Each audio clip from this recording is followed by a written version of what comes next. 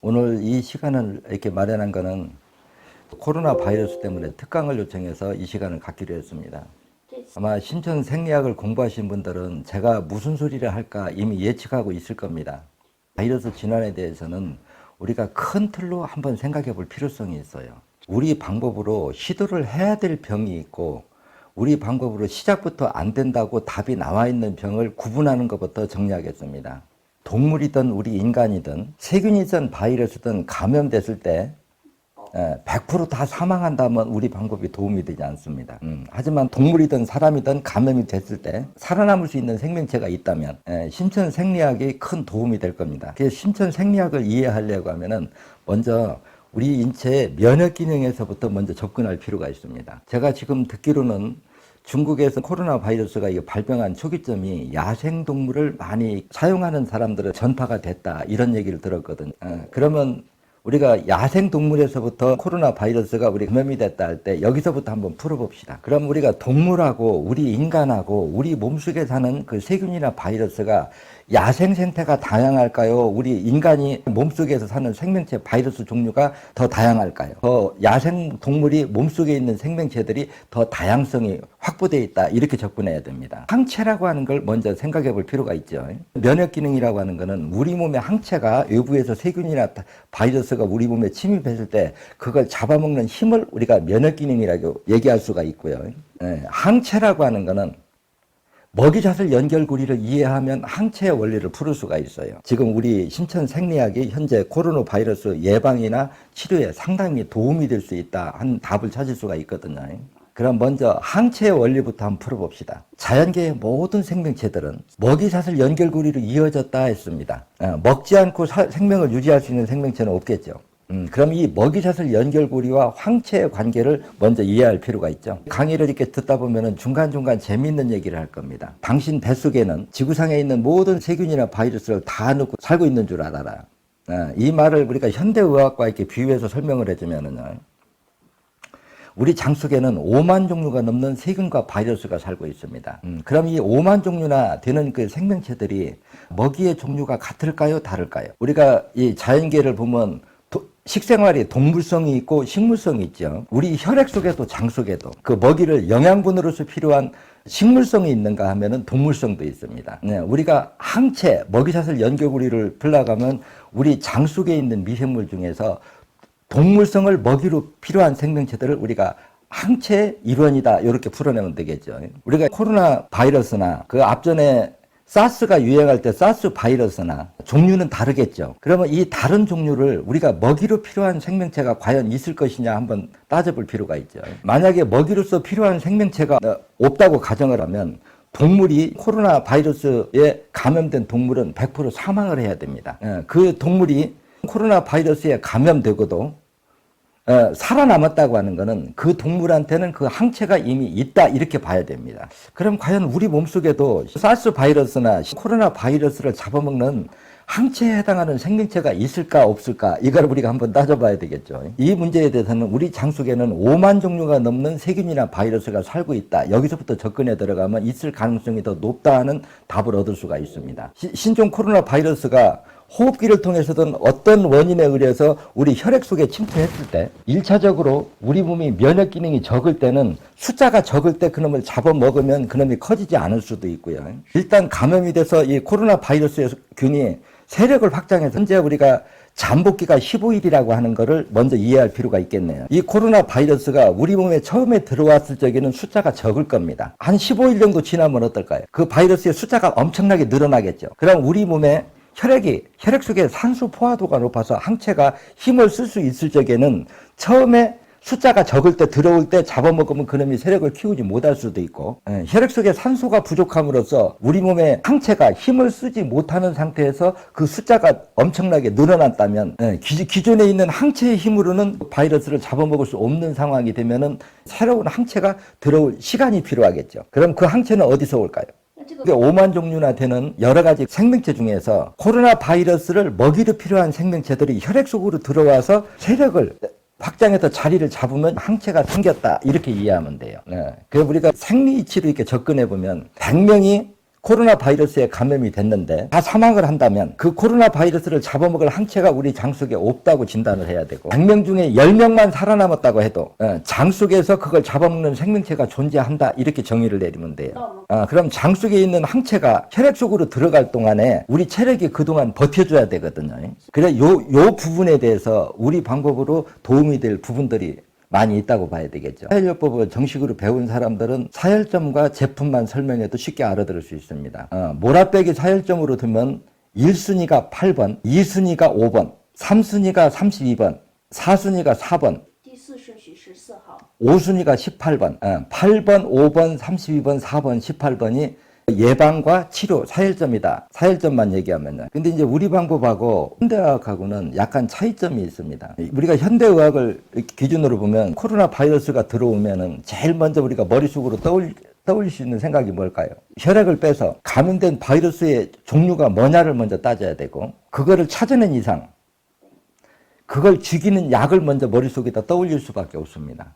그런데 이제 이놈이 항생제의 내성이 강한 놈이라고 하면 문제가 커지겠죠. 현대의학은 외부에서 들어온 코로나 바이러스균을 죽이는 약성으로 접근을 할 겁니다. 그런데 여기서 문제점은 그 죽이는 약리 기능이 우리 몸에 질병을 일으키는 코로나 바이러스 균만 죽일 것이냐, 신장과 간 기능까지 동시에 망가뜨리는 기능을 할 거냐, 이거를 먼저 우리가 따져볼 필요가 있어요. 여러분들 생각은 어때요? 과연 그 약리 기능이 코로나 바이러스 균 하나만 죽이고 나머지는 피해를 전혀 입히지 않게끔 하는 양리 기능이 과연 가능할까 한번 떠올려 보라는 거예요. 적어도 하나는 얻지만 두 가지, 세 가지를 잃을 수 있는 가능성이 아주 높다 이렇게 봐져요. 제가 보면은. 그러면 만약에 그것이 재수 없이 신장과 간이 피를 막게 여과하는 기능을 더 악화시켰다고 하면은 일시적으로 벌레가 달라드는 거는 잠시 막을 수 있지만 그 다음에는 어떻게 될까요? 그래 그 다음을 이해할 때 혈관 구조를 먼저 이해할 필요가 있어요. 여러분들 대상포진 잘 알죠?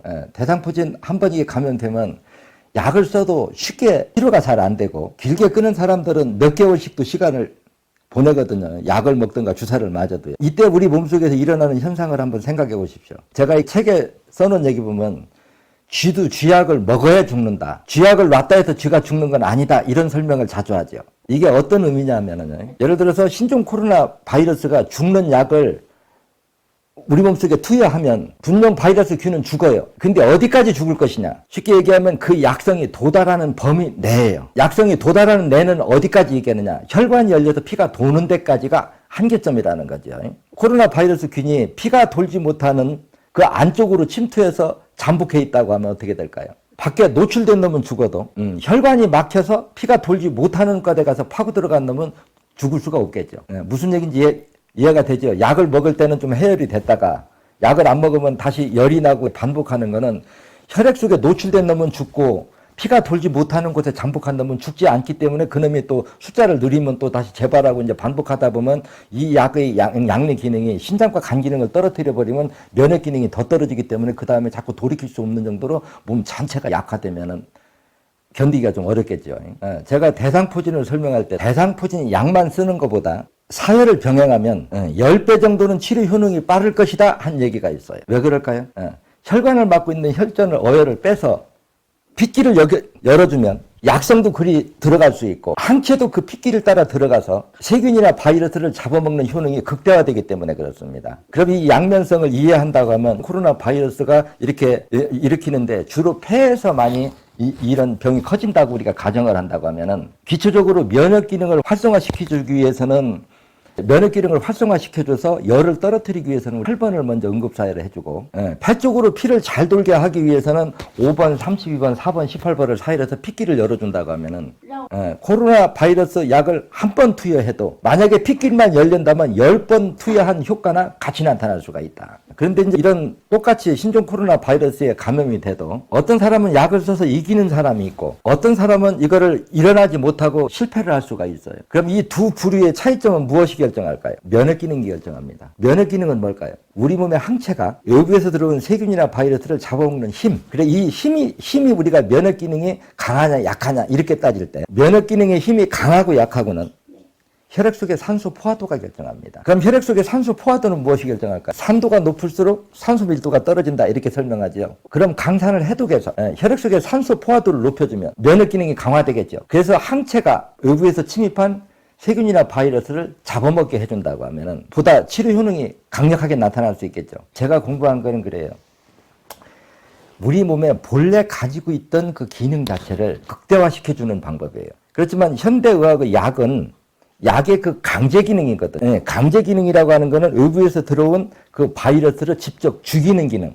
그렇기 때문에 그 죽이는 기능도 1차적으로는 그게 강하게 나타나지만 그 죽이는 기능이 우리 몸의 항체한테도 피해를 입히고 특히 중성세포인 신장과 간한테 치명타를 입히면 그 약을 쓸수록 신장과 간이 피를 여과하는 기능은 더 떨어지고 여과 기능이 떨어진 만큼 산도는 높아지고 산도가 높아진 만큼 산소 부족은 심화되면 면역 기능은 더 떨어지겠죠. 이러한 생리 논리를 우리가 외형상으로 진단해 보면 어떤 사람은 쉽게 이기고 어떤 사람은 이걸 이기지 못하고 사망에 이르는 걸 분류하라고 하면 아주 간단하게 답을 얻을 수가 있어요. 신종 코로나 바이러스에 감염되기 전에 빈혈이 있는 사람 가장 위험하죠. 그 다음에 고지혈증이 있는 사람, 당뇨병 있는 사람, 아니면 저혈압 있는 사람들, 이런 증세를 가지고 있는 사람들이 이 신종 코로나 바이러스에 감염되면 아주 치명상을 입을 수가 있어요. 사일요법을 강의하면 이 내 공부를 배운 사람들은 벌써 이 말 속에 그렇구나 하고 이해를 할 겁니다. 그래서 우리 인체의 생리 이치를 생각해 보면은 빈혈은 왜 올까요? 산화작용이 혈액 속의 모든 영양분을 녹였기 때문에. 그러면 결국은 산도가 높은 게 원인이죠. 그럼 고지혈증은 뭘까요?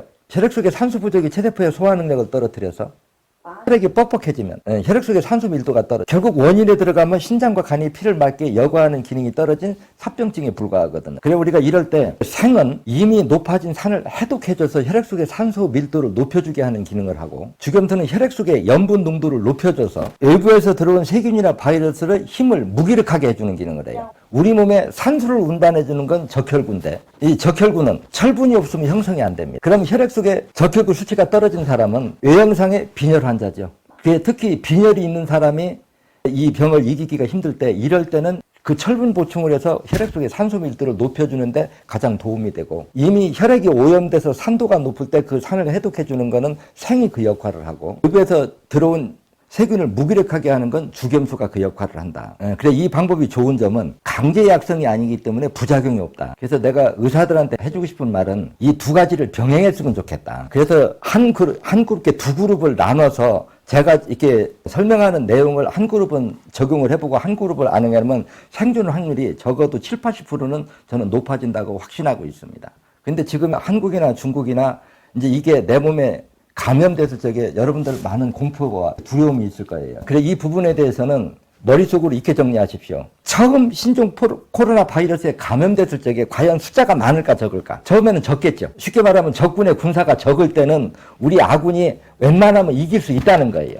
예방 차원에서 방금 얘기했듯이 8번, 5번, 32번, 4번, 18번을 미리 빼준다고 하면은 똑같은 환경에 접하더라도 그 병을 이기는 내성이 월등하니 강해질 수가 있다. 또 이미 병에 감염이 됐다고 하더라도 현대 양약도 쓰고 우리 방법도 함께 쓴다고 하면은 환자의 자체 체력을 향상시켜주기 때문에 환자의 내성이 더 월등히 강해질 것이다. 여러분들이 이참에 지금 내가 사혈점 8번, 5번, 32번, 4번, 18번을 빼준다면 웬만한 환경에서는 감기 자체가 걸리지 않을 겁니다. 감기 다음에 폐렴이죠. 감기 때는 우리가 시작을 의미하는 거고, 폐렴까지 왔다는 거는 그 바이러스의 그 균이 숫자가 100마리에서 예를 들어서 10,000마리로 늘어난 상태다, 이렇게 이해하면 돼요. 이게 우리 몸에 열이 나는 원리는 제가 늘상 설명해 주지요. 외부에서 침투한 세균이나 바이러스와 우리 몸의 항체가 서로 싸움을 할 때 혈액 속에 산소가 고갈되면 많은 양의 산소 공급을 받기 위해서는 혈관을 확장시켜야 되고, 혈관을 확장시킬 목적으로 신경설에 흐르는 그 전류를 합선을 시키는 게 우리가 고열이다, 이렇게 설명을 하잖아요.